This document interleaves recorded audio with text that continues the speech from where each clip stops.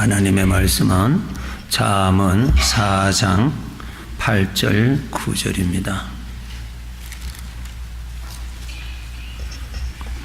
구약 914페이지입니다. 구약 914페이지 잠언 4장 8절 9절입니다. 함께 읽겠습니다. 그를 높이라. 그리하면 그가 너를 높이 들리라. 만일 그를 품으면 그가 너를 영화롭게 하리라. 그가 아름다운 관을 내 머리에 두겠고 영화로운 면류관을 내게 주리라 하셨느니라. 아멘. 마태복음 11장 28절에서 우리 주님은 이렇게 말씀하십니다. 인생에 수고하고 무거운 짐진 자들아 다 내게로 오라. 내가 너희를 쉬게 하리라. 우리가 이 세상을 살아가는 인생은 힘듭니다. 그렇죠. 한국에서나 미국에서나 인생이라는 것은 이 세상이기 때문에 어려움들이 많이 있습니다. 문제는 이러한 어려움에서 우리 하나님의 자녀들은 하나님의 도움을 받을 수 있다는 것입니다. 이것은 사실입니다. 하나님이 없는 사람하고 인생에 하나님이 같이 계시는 사람하고 다를 수밖에 없지요. 우리는 하나님의 도우심을 받을 수 있습니다. 그 하나님은 성경에 보면은 우리의 삶의 현장에 같이 계실 수 있는 분이십니다. 그렇기 때문에 하나님의 도움을 받으시면서 사셔야 인생을 형통하게 삽니다. 그리고 하나님의 구원을 많이 받지 못하면 우리 인생은 내가 고생하면서 살았다, 너무 힘들게 살았다, 이러한 것으로 인생을 결론을 맺을 수가 있거든요. 그것은 아버지가 원하시는 뜻이 아닙니다. 나는 이 험악한 세상에, 문제가 많은 이 세상에 나는 하나님의 구원을 많이 받았다. 이 구원으로 인해서 나는 하나님이 얼마나 귀하신가를 깨닫게 되었고, 정말 하나님이 나를 얼마나 사랑하셨는지, 나도 하나님을 얼마나 사랑하는지, 그러한 증인으로 사람이 살아가게 되는 것입니다. 오늘 아주 중요한 말씀을 하나 드릴 테니까요. 마치 참 농부가 씨앗을 하나 받아서 땅에 심으면은 많은 것을 거두듯이 아주 귀한 것을 알려드릴 테니까요. 믿음으로 받으시고 적용하셔서 하나님의 구원을 많이 받으면서 우리가 살아야 하는 것입니다. 구약에 보시면은 하나님의 백성들이 하나님을 모시고 저들의 현장에 하나님을 모시고 살도록 훈련을 시켰어요. 그럼 어떻게 훈련을 시키셨나? 하나님의 언약궤가 있어요. 법궤라 그러죠. 언약궤를 만들게 하셨습니다. 그 언약궤는 사람들이 볼 수가 있었어요. 그런데 그 언약궤가 곧 하나님이라고 말씀하셨어요. 네. 그러니까 언약궤를 자기의 광야의 삶에 언약궤를 항상 모시고 언약궤를 항상 앞에 모시고 살도록 훈련시켜 주셨어요. 예. 그러므로 하나님의 구원을 저들이 많이 경험을 했습니다. 제가 성경을 찾아 드릴 테니까요. 아버지께서 이것을 이렇게 기록하게 하셔서 나에게 아주 귀한 것을 깨닫게 해주시는구나. 우리가 함께 깨닫기를 원합니다. 민수기 10장 33절 34절에 보시면은 광야의 이스라엘 백성들이 하나님의 도움을 받아야 광야의 길을 갈 수가 있잖아요. 보호받아야죠. 인도를 받아야 되죠. 여러 가지의 문제에 도움을 받아야 되잖아요. 그러한 도움을 받기 위해서 하나님을 모시도록 훈련을 시켰어요. 민수기 10장 33절 34절 한번 보시기 바랍니다. 함께 읽겠습니다. 그들이 여호와의 산에서 떠나 3일 길을 갈 때에 여호와의 언약궤가 그 3일 길에 앞서가며 그들의 쉴 곳을 찾았고 그들이 진영을 떠날 때에 낮에는 여호와의 구름이 그 위에 덮였었더라. 여호와의 언약궤를 항상 이스라엘 백성들이 움직일 때 앞에 모시고 그 언약궤를 따라가도록 하셨어요. 멀리서도 언약궤가 어디에 있는지 움직이는지를 볼 수 있도록 수많은 한 국민이 움직이는 것이니까 멀리서도 볼 수 있도록 하나님께서 구름 기둥으로 하나님의 언약궤가 있는 곳에는 구름 기둥을 세워두셨어요. 그래서 멀리서도 이렇게 볼 수 있도록 항상 앞에 있는 여호와의 언약궤를 볼 수 있고 그것을 따라가도록 그렇게 훈련을 시켜 주셨습니다. 그 언약궤가 하나님이라고 말씀하셨습니다. 여호수아서 6장 6절 여러분 보시면요. 여호수아서 6장 이것은 여리고성을 무너뜨릴 때에 하나님이 하셨던 것입니다. 여리고성은 저들이 문제를 해결할 수가 없습니다. 하나님의 도움으로 여리고성이 무너지잖아요. 어떻게 해서 하나님의 도움을 받았는가 그것을 설명해 주셨습니다. 자, 6절 함께 읽겠습니다. 눈의 아들 여호수아가 제사장들을 불러 그들에게 이르되 너희는 언약궤를 메고 제사장 7은 양각 나팔 7을 잡고 여호와의 궤 앞에서 나아가라. 자, 하나님의 이제 여리고성을 돌 때 하나님의 도움을 받는 것을 훈련시켜 주십니다. 여호와의 언약궤가 앞에 서고 그 앞에 군인 나팔수가 나팔을 불면서 돌아라고 그랬습니다. 그 언약궤를 여호수아서 6장 8절에 보시면은 하나님이라고 기록해 주셨습니다. 8절. 자, 읽겠습니다. 여호수아가 백성에게 이르기를 마침에 제사장 7은 양각 나팔 7을 잡고 여호와 앞에서 여호와 앞에서 6절에서는 여호와의 궤 앞에서 이렇게 기록하셨는데 8절에는 여호와 앞에서, 그러니까 언약궤는 하나님을 뜻하고 계십니다. 그러니까 언약궤를 앞에 두라고 하는 것은 하나님을 앞에 두고 언약궤를 따라가라는 말은 하나님을 따라가고 그런 내용으로 하나님은 말씀하고 계십니다. 그래서 이스라엘 백성들이 광야 생활을 할 때 하나님의 도움으로 살기 위해서 거기에는 항상 하나님의 언약궤가 항상 중심에 있었고 움직일 때는 하나님의 언약궤가 항상 앞에 있도록 하나님이 지시하셨어요. 자, 오늘날 나의 인생의 길에 하나님의 도움을 받아야 되잖아요. 또 마땅히 받을 수 있는 자식이고 또 받아야 은혜 생활이 즐겁잖아요. 기쁘게 살아갈 수 있잖아요. 그죠? 그리고 우리 아버지를 자랑하면서 살아갈 수가 있잖아요. 그러면은 구약의 이스라엘 백성들이 광야 생활할 때 하나님을 모시는 것을 언약궤를 가지고 훈련시켰어요. 오늘날 하나님을 나의 삶에 어떻게 모시는가를 가르쳐 드릴게요.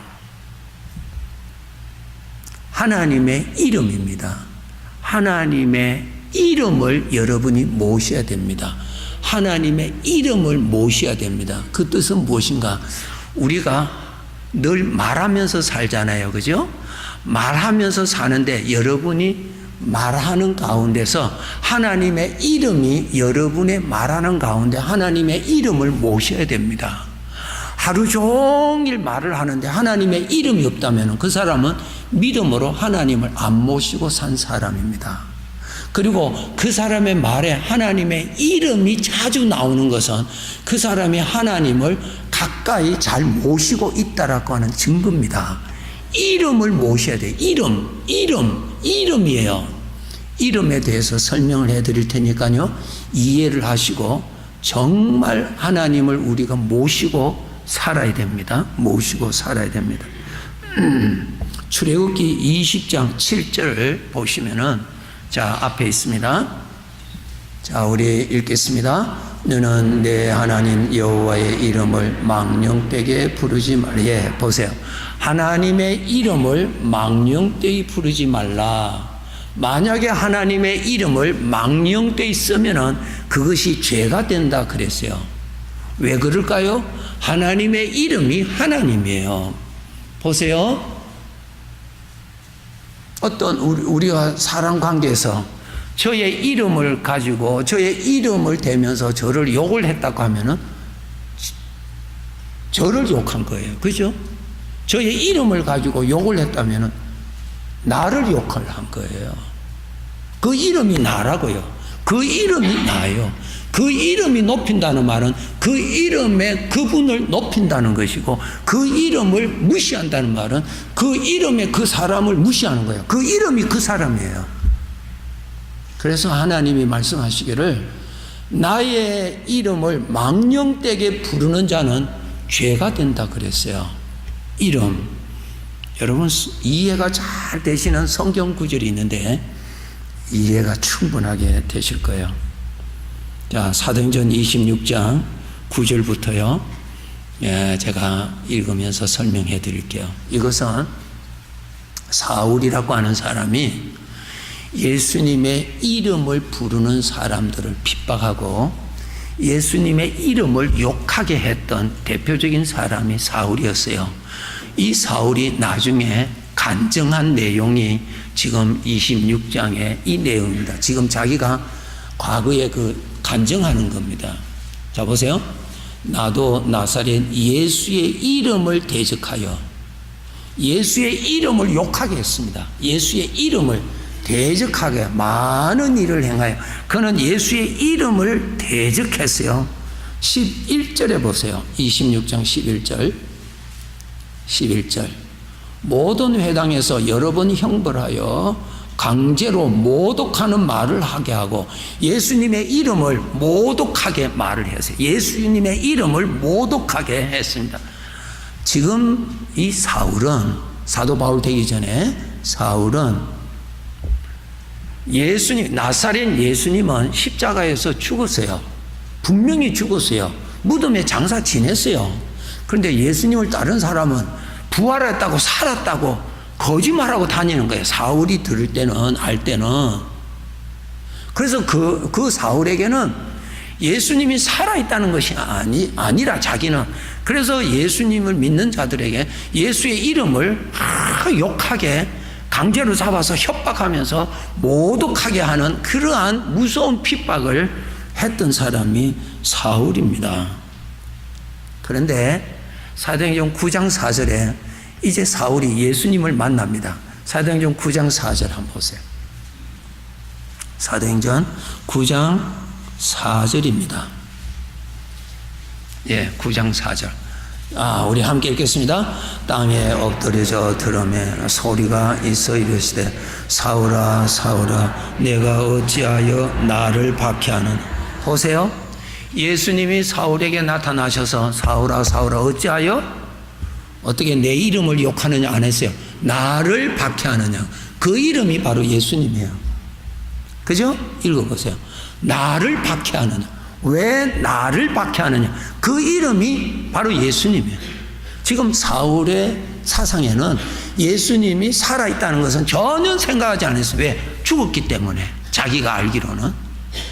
그러니까 그 예수님의 이름을 믿는 자들은 예수님의 이름을 강제로 욕을 하게 하고 저주하게 하고 이런 아주 악랄한 죄를 범했어요. 사울이. 그런데 예수님이 나타나셔서 내가 어찌하여 나를 핍박하느냐 그랬습니다.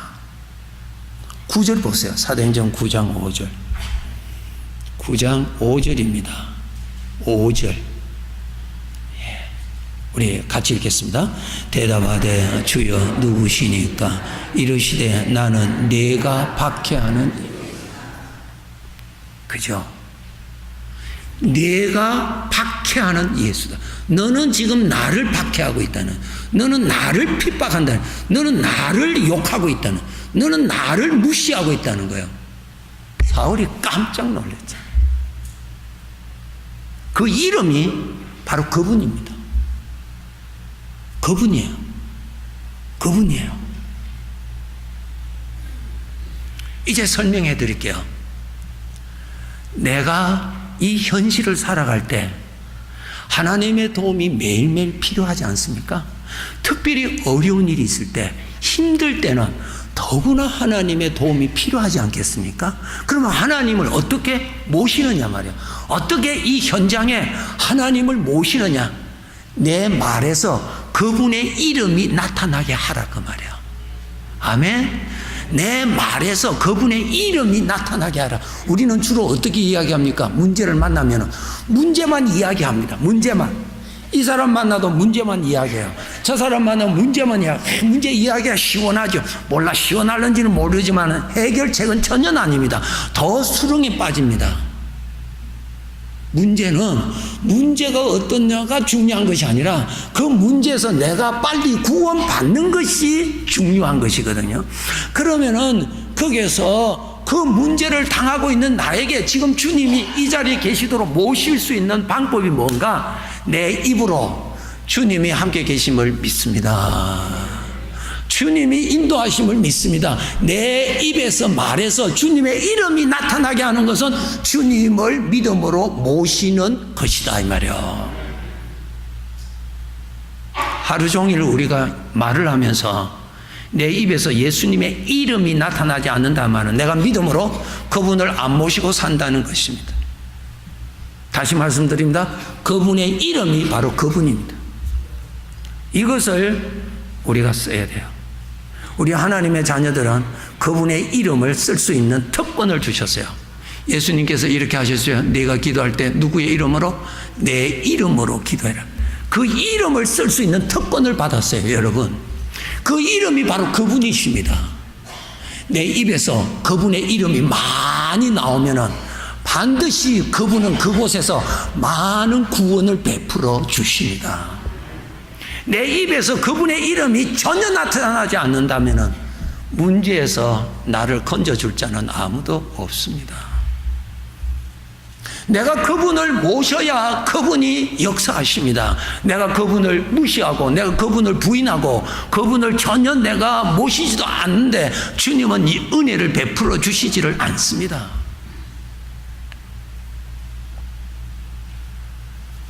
이제 성경 구약에서 이스라엘 백성들이 광야 생활을 하면서 그냥 광야 생활은 문제와의 싸움의 인생길 아닙니까? 저들이 어떻게 했는가를 기록된 것을 찾아보겠습니다. 출애굽기 16장. 자, 우리 성경 다 찾아봅시다. 출애굽기 16장 1절부터입니다. 출애굽기는 창세기 다음에 있습니다. 출애굽기 16장 1절부터 보세요. 지금 광야 생활, 문제가 많은 생활을 하는데 하나님의 구원을 받아야 되는데 저들은 어떻게 했는가 보세요.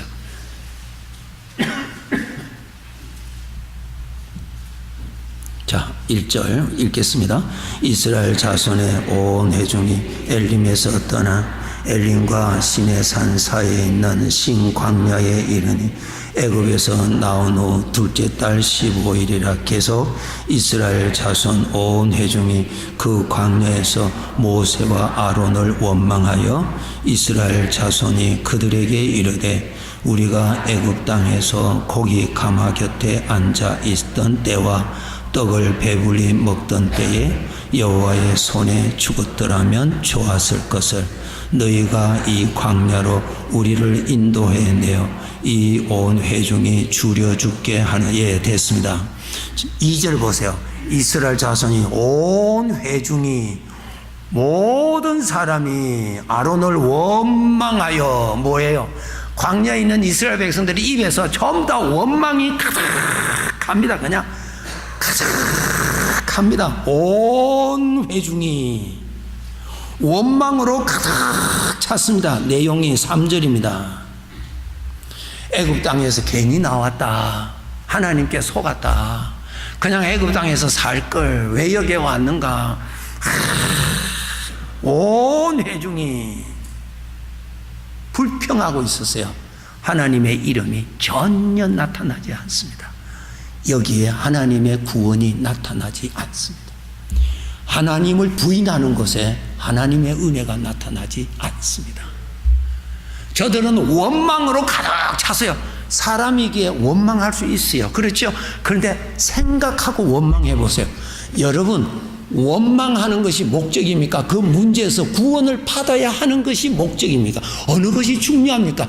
구원을 받아야 하는 것이 중요한 거 아니에요. 문제가 얼마나 심각하느냐가 중요한 겁니까? 문제에서 빨리 구원을 받는 것이 지금 필요한 것입니까? 구원이 필요하잖아요. 그럼 어떻게 하면 구원을 받느냐? 입에서 그분의 이름을 모셔라 말이야. 그분의 이름을 모셔라. 원망으로 가득 찬 소리에는 하나님의 이름이 없습니다. 하나님의 이름이 없다는 말은 하나님을 믿음으로 모시는 자가 아무도 없었다는 거예요. 아무도 없었다는 거예요. 아무도. 그러니 캄캄한 어려움 중에서 방황할 수밖에 없었다 이 말이에요. 에? 하나님이 없잖아요. 저들의 말에. 다시 말씀드립니다. 그분의 이름이 바로 그분입니다. 내 입에서 그분의 이름이 나오는 것은 그분을 모시는 거예요. 이름, 내 소리가 있는 이곳에 그분을 모시려면 내 입에서 그분의 이름이 나와야 이 자리에 그분이 은혜를 베풀어 주시는 거예요.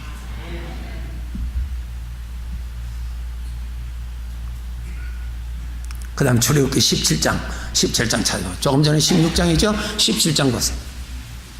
이 하나님이 그때나 지금이나 살아계신 하나님 때문에 이 법칙을 써서 우리는 하나님의 구원을 받아야 돼요. 인도를 받아야 되잖아요. 길을 열어야 되잖아요.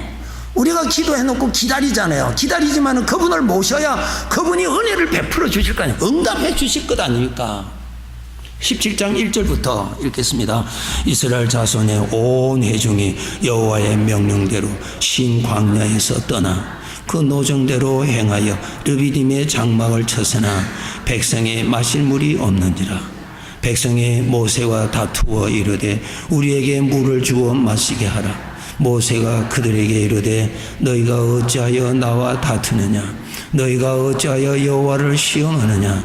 거기서 백성이 목이 말라 물을 찾으매 그들이 모세에게 대하여 원망하여 이르되 당신이 어찌하여 우리를 애굽에서 인도해 내어서 우리와 우리 자녀와 우리 가축이 목말라 죽게 하느냐. 예. 똑같은 일을 반복합니다. 문제를 만나면은 원망하고 후회하고 불평하고 모세를 죽이고 애굽으로 돌아가서 똑같이 말합니다. 그 하나님의 이름이 전혀 없습니다.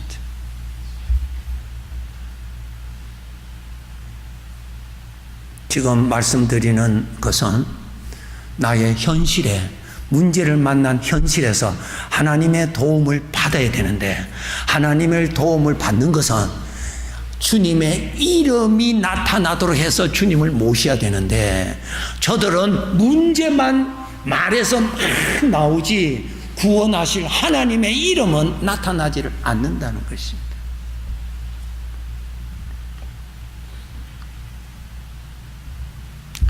여기서 우리가 깨달아야 됩니다. 우리가 하나님의 구원을 마땅히 받을 수 있는 하나님의 자녀입니다. 그렇죠? 여러분 기도해 놓으시고 지금까지 기다리시고 계시는 기도 제목들도 많지요. 자녀를 위해서 기도하고 지금까지 기다리시는 부모님들도 계실 거예요. 생업을 위하여서 기도하고 지금까지 기다리시는 분들 계실 겁니다. 몸이 불편하여서 하나님께 기도하고 기다리고 있는 자들도 있을 것이고 우리는 이러한 가운데 하나님의 구원이 일어나야 되잖아요. 하나님을 모셔야 그곳에 기적을 베푸시잖아요. 여러분의 형제 자매들을 위하여서 기도하고 기다리고 있잖아요. 그런데 우리가 어떻게 되겠어요? 여러분의 입에서 하나님의 이름이 많이 나오도록 하시면은 하나님은 반드시 구원해 주십니다. 이게 우리에게 가르쳐 주신 것이거든요. 어려움이 얼마나 많은데 이 어려움은 불가능한 것인데 이것은 도저히 응답할 수 없다고 우리는 생각합니다. 예, 그런 말을 아무리 말이 한들 하나님을 모시지 않는 한 거기에서 빠져나갈 길은 생기지를 않습니다. 그런데 그 가운데서 하나님을 모신다면은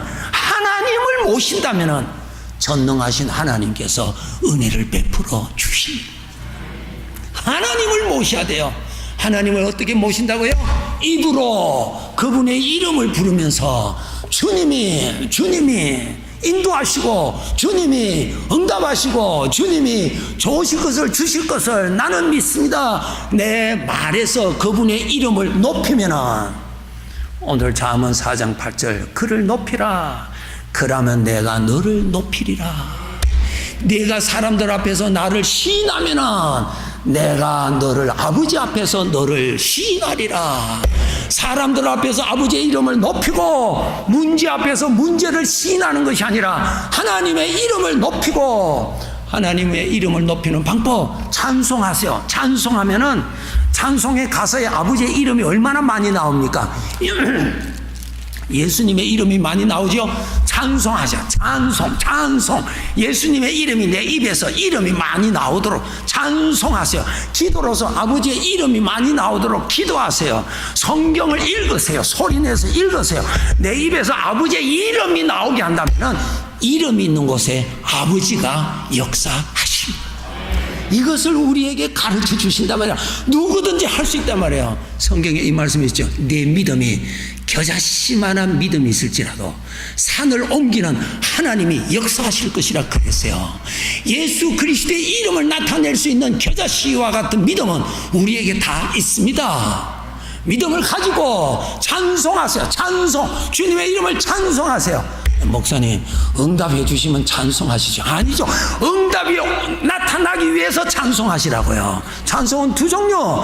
응답이 나타나도록 하나님을 모시도록 위해서 찬송하고, 그것이 사도행전 16장에 바울과 실라가 감옥에 갇혀 있을 때 찬송하고 기도하였더니 그냥 하나님이 역사하셨잖아요. 예? 모든 것을 이룬 다음에 찬송하고, 이루기 위해서 그분을 모시기 위해서 찬송하라 말이야. 그래서 여러분, 찬송하기를 인색하지 마시고 찬송하세요. 찬송하실 분은 아멘. 찬송하실 분은 아멘.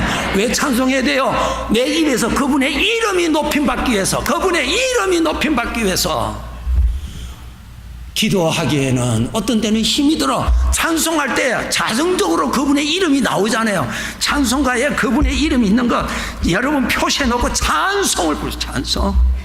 아버지의 이름 시편을 읽으면서 하나님의 이름을 높이세요. 시편 전부 다 하나님의 이름을 높이는 거죠. 하나님의 이름, 시편을 소리내서 읽으세요. 내 입에서 그분의 이름이 나오면 그곳에 하나님의 영이 역사하셔서 은혜를 베풀어 주십니다. 죽은 자도 살리시고, 여러분 자녀들을 위해서 기도해 놓고 기다리잖아요. 기다리는데 주님의 이름을 자주 불러야 그곳에 하나님이 역사하신다고요. 역사해요. 생업을 위해서 기도하시는 분들이 얼마나 많아요. 여러분, 얼마나 어려운데 안 되는데 그 소리에는 예수님의 이름, 하나님의 이름이 전혀 나타나지 않잖아요. 구원하실 분을 모셔야 되잖아요. 구원하실 분을 모시는 방법이 뭐예요? 내 입에서 그분의 이름이 나오는 것이 바로 그분을 모시는 것입니다. 할렐루야. 우리는 이 믿음이 있단 말이에요. 이 믿음이. 그래서 우리 성도들을 모이면은 하나님의 이름을 나타내고, 그래서 우리는 은혜를 나누고 간증하는 거예요. 왜? 하나님의 이름이 많이 나타나는 곳에 하나님의 은혜가 갑절이나 임하는 거예요. 우리 성도들이 모이면은 이런 문제 저런 문제 이야기하는 거 아니에요. 왜? 하나님의 구원이 나타나지를 않습니다.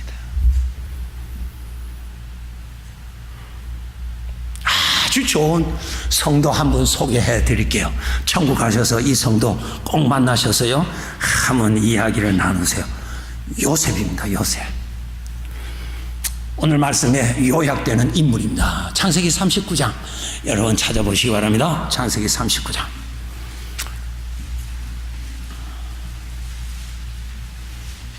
창세기 39장입니다. 1절부터입니다. 보세요. 내 입에서 하나님의 이름이 풍성하면은 하나님의 영광이 풍성하고요. 내 입에서 아버지의 이름이 기근을 당하면은 나 현실에 하나님의 은혜의 기근을 만납니다. 이 영적인 원리를 아시고 적용하셔야 됩니다. 창세기 39장 1절부터 한번 보세요. 요셉이 이끌려 애굽에 내려가매 바로의 신의 친위 대장 애굽 사람 보디발이 그를 그리로 데려간 이스마엘 사람의 손에서 요셉을 샀다. 이제 노예가 됐죠. 이제 노예가 됐습니다. 뭐 설명이 필요 없잖아요. 그 신분도 불행한 자요. 그의 삶도 이제는 불행밖에 없습니다. 그냥 동물처럼 취급받고 살다가 죽음밖에 없는 그런 사람이 됐어요. 자, 이러한 요셉에게 하나님의 형통하심이 그의 생애에 나타났거든요. 어떻게 해서 요셉에게 그러한 것이 일어났는가? 2절 보세요. 여호와께서 요셉과 함께 하심으로 그가 형통한 자가 되어. 이것이 무슨 뜻이냐? 숨어있는 비밀이 있습니다. 요셉이 캄캄한 노예의 신분, 아무런 희망도 가질 수 없는 가운데서도 그는 하나님을 모셨다는 거예요. 그 입에서 하나님의 이름이 나온 거예요. 그 말에서 하나님의 이름이 나왔어요. 하나님의 이름이 나왔어요. 3절이 그것을 증거해 주고 있습니다.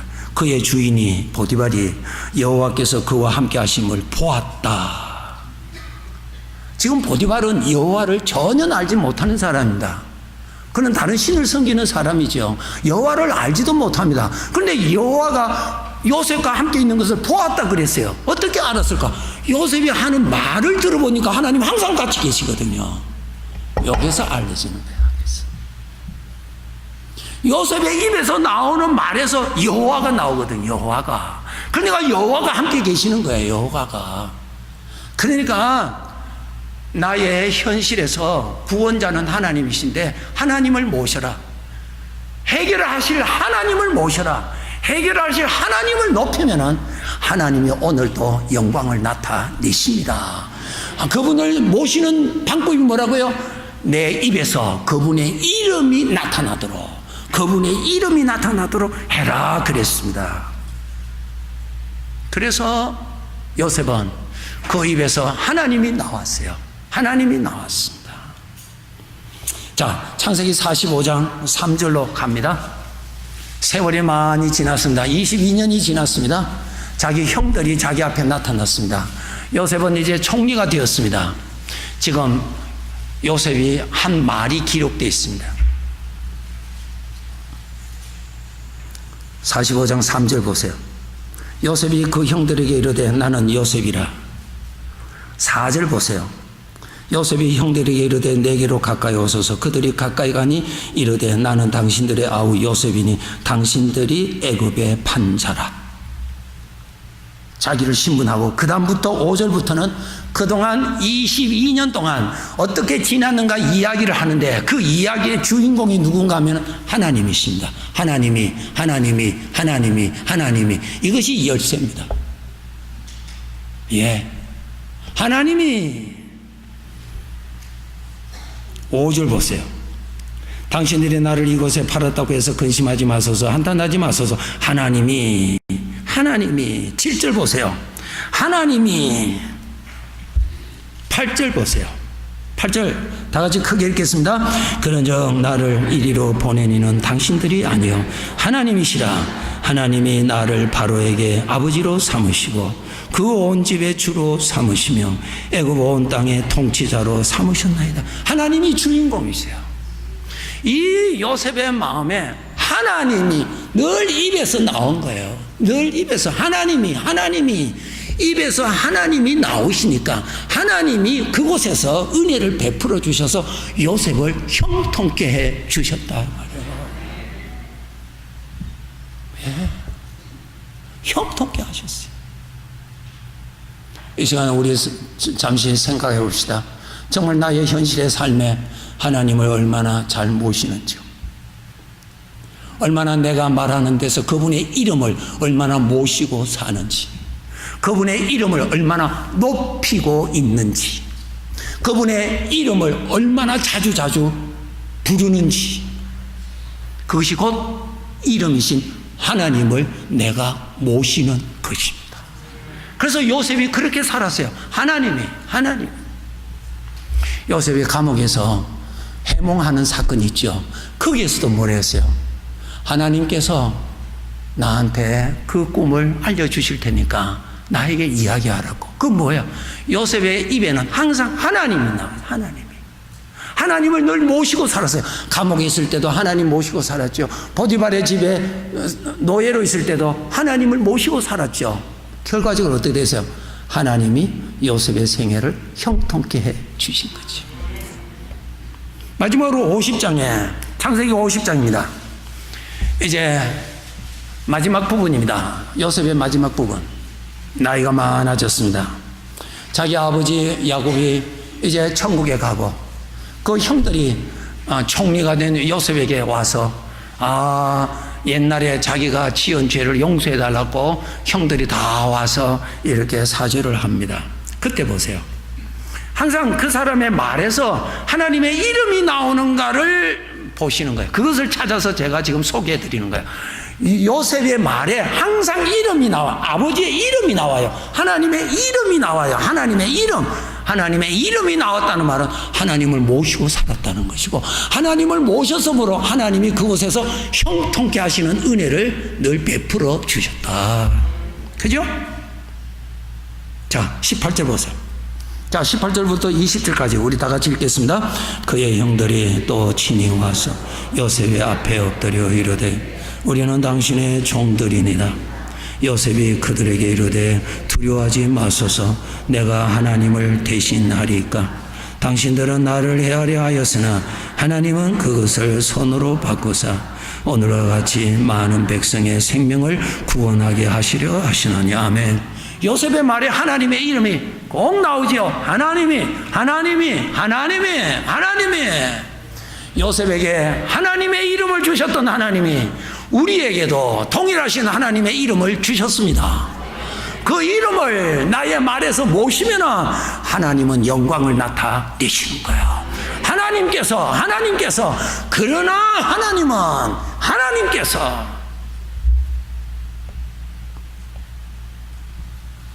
말씀에서 하나 꼭 깨달으세요. 하나님의 이름이 하나님이십니다. 그 이름을 높입시다. 내 입에서 말해서 그분의 이름이 자주 나오는 것은 그분의 영광이 나타나게 하는 믿음이 되는 것입니다. 꼭 하세요. 기도하고 기다리시는 것 많죠. 아직 안 돼서 답답하신 것 있죠. 그럴 때 그래 기도해도 안 될 줄 알아서 그러면서 기도했지 뭐. 자꾸 그런 소리 하지 마시고요. 하나님께서 이건 믿음으로 말을 해야 되죠. 기분으로는 그 말 하고 싶지 않아요. 왜? 안 되니까. 그러나 우리는 믿음으로 씨를 뿌려야 되거든요. 하나님께서 좋은 것을 주실 것이고, 하나님께서 반드시 천지를 창조하신 하나님, 없는 가운데서도 있게 하시는 하나님은 반드시 영광을 나타내실 줄로 믿습니다. 그를 높여라. 내가 너를 높이리라.